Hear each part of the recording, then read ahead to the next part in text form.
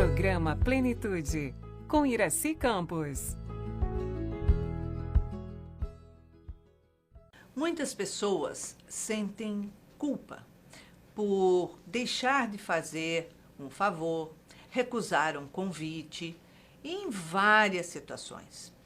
E isso acaba gerando muito comprometimento, porque ela acaba se comprometendo e gerando muito estresse, porque vai fazer algo que não queria, que não podia, que não está com vontade e se sobrecarrega demais. Por que coisas tão simples a gente dificulta tanto e se enche de culpa? Este é o episódio de hoje do nosso programa Plenitude. Um programa que fala de corpo, mente e espírito para entrarmos em plenitude. Eu sou Iraci Campos e hoje estamos recebendo um convidado muito querido, muito especial, que é Hugo Richard.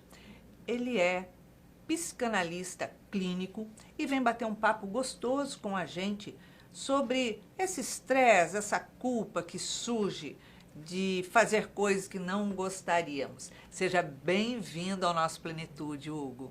Estou muito feliz em estar aqui com seus espectadores. Obrigado. Hugo, é complicado, né? Porque tem pessoas que são assim, alguém vai e pede um favor, não, eu faço. Convida para isso, você não quer fazer, você não quer ir, você não quer nada daquilo, mas você aceita. E o pior, aí você começa a aceitar tudo que não deveria e aí aquilo começa a explodir em você em algum momento, né? Sim, é tão difícil agradar sem desagradar, sem se desagradar. E como encontrar esse equilíbrio? Tão difícil. Mas o primeiro ponto é justamente tomar consciência disso. Porque é necessário, claro, fazer gentileza, agradar ao máximo de pessoas, mas nós temos que ter inicialmente também a certeza de que não vamos agradar a todo mundo. Porque a gente acaba querendo agradar, satisfazer caprichos e a gente está deixando de estabelecer limites e se desrespeitando, né? E sabe uma coisa muito interessante? Nós sempre comentamos que o propósito da vida é servir. Tem pessoas que têm essa essência de servir. E tem uma informação muito curiosa. Normalmente, as pessoas que têm essa essência, que é digamos assim, um sentimento de servir, que já está na essência, normalmente essas pessoas têm uma dificuldade tremenda em colocar limite. Sim. E aí, sempre o nosso norte é as palavras do nosso Mestre Jesus. O primeiro mandamento é amar a Deus sobre todas as coisas. E o segundo, amar ao próximo como a si mesmo. Só que aí tem uma coisa muito interessante, porque se eu amo mais o outro do que a mim, eu estou desequilibrando. Eu só posso dar aquilo que eu tenho. Se eu não tenho auto-amor, eu não tenho amor para dar para o outro. Perfeito. Né? Na verdade, tem outros nomes, dependência, apego, sei lá. Desequilíbrio. Desequilíbrio, com Sim. certeza. Então, é difícil, porque você está dizendo sim para o outro e não para você. Exatamente. E aí, como achar esse equilíbrio, né? É justamente buscando entender as palavras do mestre e colocando e aplicando na vida. Peraí, eu quero agradar ao outro, eu quero servir, porque esse é o propósito da vida. Mas a primeira pessoa que eu tenho que agradar e servir é a mim mesmo. É muito curioso porque é muito comum, por sinal você que nos assiste agora, pode até se identificar com as nossas reflexões. Por exemplo, tem pessoas que quando recebe visita em casa, monta tudo. Tira os talheres, né? Digamos assim, os pratos, monta tudo que está guardadinho, faz aquela mesa maravilhosa, mas quando está sozinho em casa, às vezes come em pé. Parece que não tem o direito de se cuidar. Porque eu não mereço, né? Exatamente. Tudo isso. E normalmente são essas pessoas que mais dizem sim, quando na verdade gostariam de dizer não. E dizer não é colocar limite e também equilíbrio. Exato. Um dos grandes segredos da vida é justamente o equilíbrio. Perfeitamente. A tomada de consciência é o primeiro grande passo. Sim. E aí depois vai validando no dia a dia como nós aprendemos a andar. Exato. Caindo e levantando. Exato. Porque a gente acha que isso só gera um estresse, um incômodo, uma irritabilidade, e acha que isso é pouco, né? Só que o que vem por trás disso, o que carrega tudo isso? São muitas outras coisas e que num desencadear você vai desenvolver doença, você vai desenvolver depressão, você vai perder o brilho pela vida, a insatisfação de tudo que está ao seu redor, já perde a graça. Sim. E você não percebe, né? É um ponto muito importante que você tocou, né? O que me fez querer agradar a todo custo? Porque, como dissemos ainda há pouco, querer agradar e servir é o propósito da vida, mas sempre com equilíbrio, né? Eu preciso estar bem. Paciente não cuida de paciente. Eu não posso agradar me desagradando. E aí tem um passo atrás. Espera aí, vamos entender. O que me leva a esse desequilíbrio? Por exemplo, toda compulsão, de um modo geral, demonstra alguma falta. Falta de quê? Se eu tento agradar a qualquer custo, o que eu aprendi? O que eu aprendi no passado? Por que eu enxergo a vida dessa maneira e me comporto dessa maneira? Talvez valha a pena uma reflexão. E aí nós vamos para um outro campo, que é a questão do autoconhecimento, que também é muito importante. O autoconhecimento é a base da vida. Por sinal, tem uma frase de Sócrates que eu gosto muito, que ele diz: conhece-te a ti mesmo e conhecerás os deuses e o universo. Ou seja, a base de tudo é o autoconhecimento, porque o mundo que eu enxergo é o mundo que está dentro de mim. Sim, exatamente. E é importante a gente compreender essa relação que a gente precisa ter com a gente mesmo, né? Dentro dos limites que precisam ser estabelecidos, nas suas escolhas, no seu ceder, né? Na sua convivência, porque o querer agradar a todos, agradar, ser, na verdade, esconde também um outro perfil, né? O medo de ser julgado, da pessoa ser rejeitada, a pessoa olhar para você e falar: mas ela não é um docinho tão maravilhosa assim, como a pessoa, na verdade, quer apresentar-se assim, quer que todos se reconheçam assim. E não é bem assim, né? Não é bem assim, perfeitamente. A dificuldade de rejeição, de crítica. Por que normalmente o adolescente, claro que nunca é uma regra generalizada, mas muito comum o adolescente fazer algo que não gostaria por estar fazendo parte de um grupo para se manter no grupo. Ele anula-se a si mesmo para se manter naquele grupo, fazendo muitas vezes uma bobagem. E, em muitos casos, nós levamos esse comportamento para a vida adulta. Como você falou maravilhosamente bem. Às vezes você diz sim querendo dizer não para poder não ser julgado, para poder não desagradar, para não viver uma espécie de rejeição. Exato. Então, eu sempre gosto de lembrar que, se Jesus não agradou a todo mundo, não podemos ter a pretensão de querer agradar a todos. Agradaremos o máximo possível, mas, como já dissemos, eu preciso primeiramente me agradar. Preciso primeiramente ficar bem. Isso. E tem outro ponto muito interessante.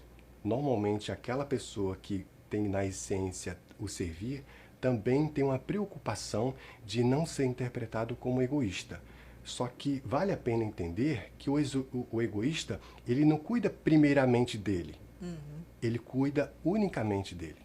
Exatamente, falou muito bem. Unicamente dele. Isso muda tudo. Pela ordem de prioridade, eu preciso ficar bem para cuidar dos outros.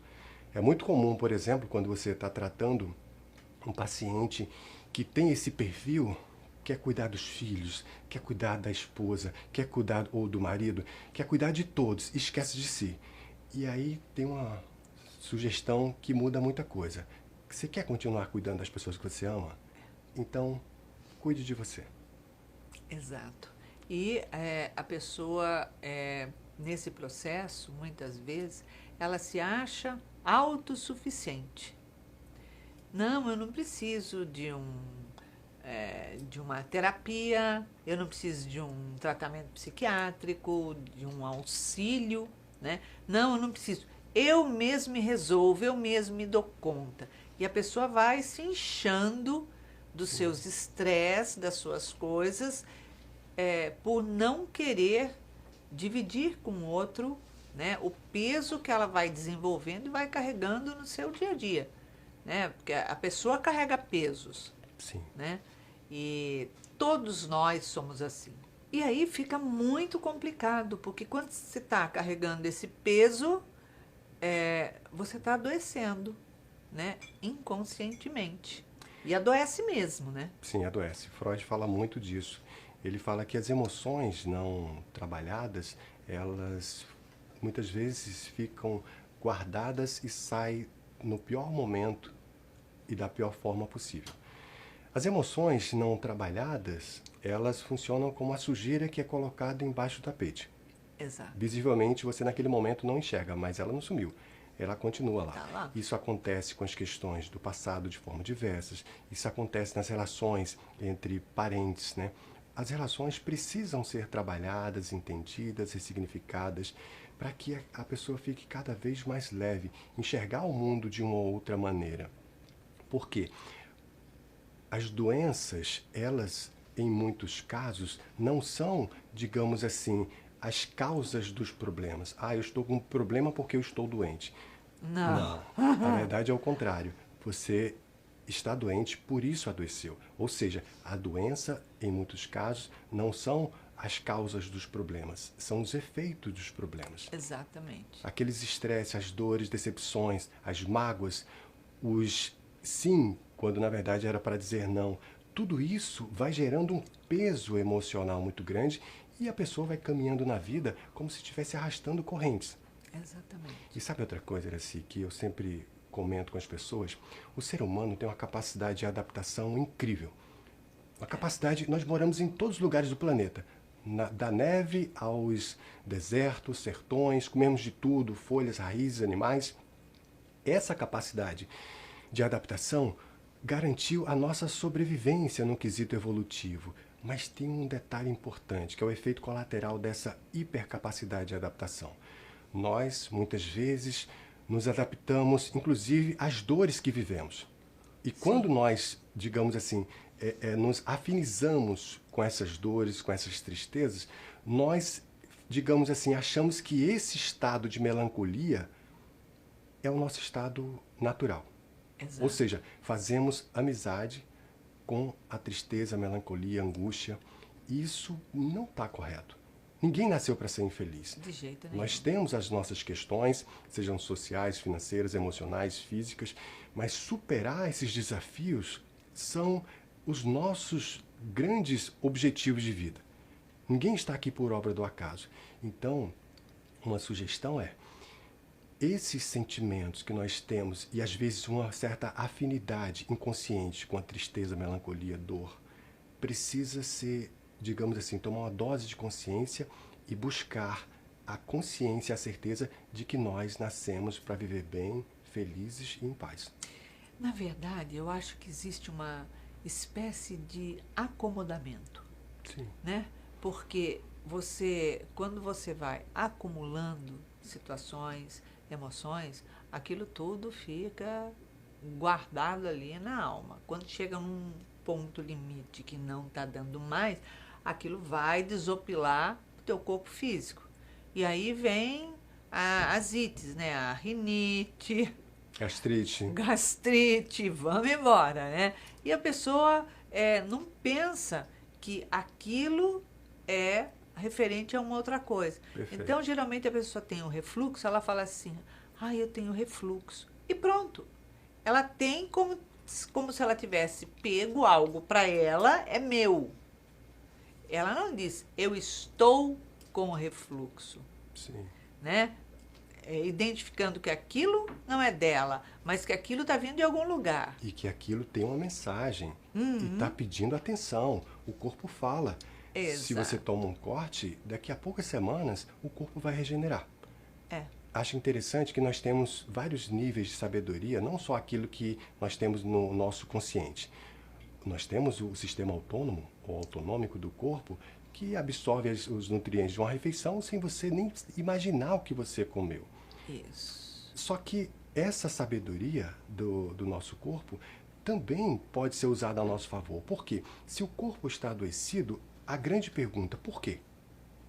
O que me levou? Qual é a mensagem que eu preciso, digamos assim, entender? Porque quando nós tratamos uma questão do paciente, é necessário também tratar a questão do comportamento. Engraçado que quem falava muito sobre isso era Hipócrates, o pai da medicina. Ele dizia, antes de tentar curar uma pessoa, certifique-se de que ela esteja disposta a abrir mão daquilo que a faz adoecer. E é tão difícil isso porque entramos numa outra área que é muito delicada e muita gente prefere não ouvir, não entender, que é da autorresponsabilidade. Exato. Que é um grande desafio. Nossa Trazer para Senhora. si as grandes questões e se autorresponsabilizar pelas questões que, porventura, não esteja de acordo com o que nós gostaríamos que estivesse. Exato, porque quando você fala de autorresponsabilizar, significa que você vai fazer uma ação, um movimento para mudar aquilo. Mas geralmente a pessoa, ela faz o quê? Em vez de ela se autorresponsabilizar, ela se culpa por ter feito ou deixado de fazer. Ou culpa o outro. Joga, né? Alguém é culpado. E a palavra culpa, ela tem que ser riscada. Perfeito. Porque ela é muito carregada, ela é muito agressiva e ela agride você o tempo E ela inteiro. pesa. Muito, muito, muito. Sim. E aí a pessoa não faz esse movimento.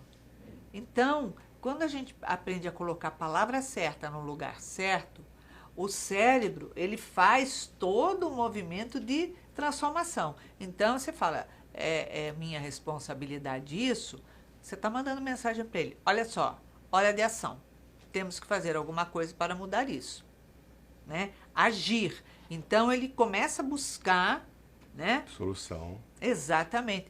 Ao passo que se você fala, nossa, eu tenho culpa. A culpa disso foi minha. Ou seja, eu me fechei, estagnei, fiquei com o peso, pronto, acabou, não tem solução e estou condenada por toda a eternidade de alguma coisa, porque essa condenação já vem de antigamente, né, da própria Igreja Católica, lá atrás. Então, você está condenado a alguma coisa ad eterno.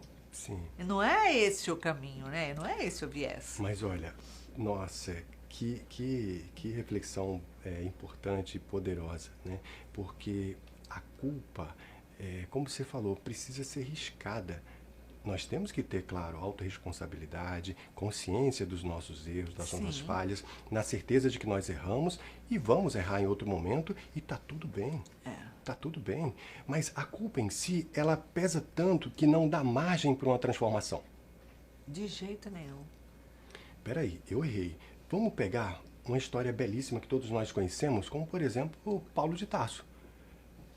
Perseguidor, perseguia, matava, totalmente, digamos assim, contra o cristianismo, mas tem um momento que ele tem uma experiência transformadora. Ele se encontra com Cristo.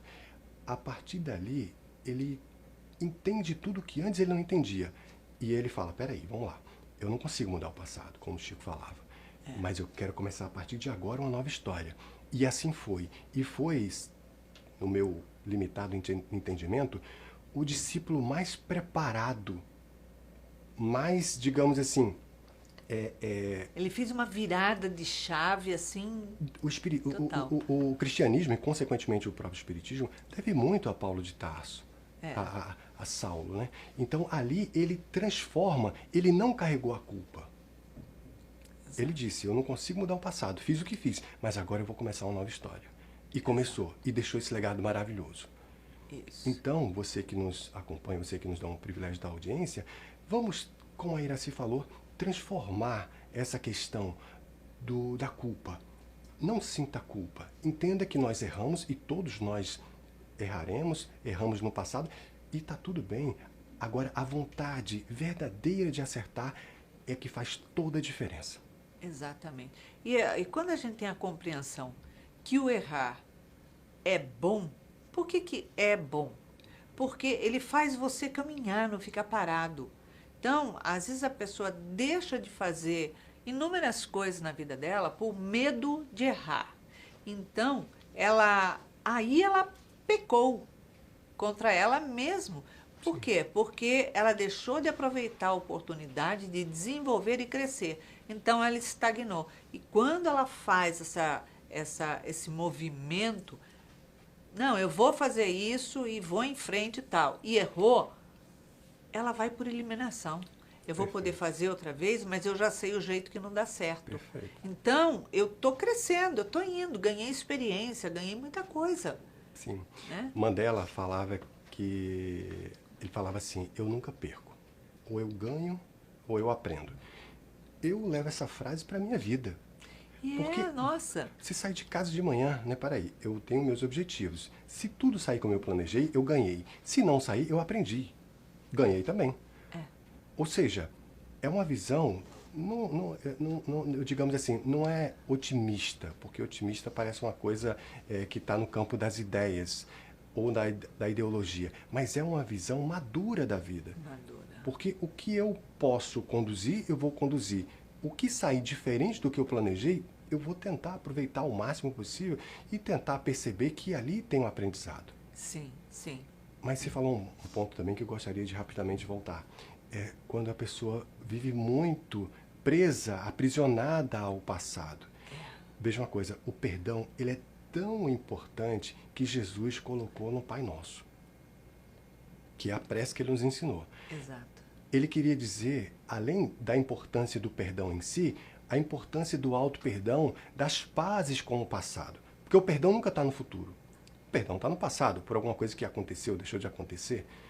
Mas tem pessoas que dirigem sua vida como se estivesse olhando pelo retrovisor. Elas sabem por onde passou, mas não prestam atenção para onde elas estão indo.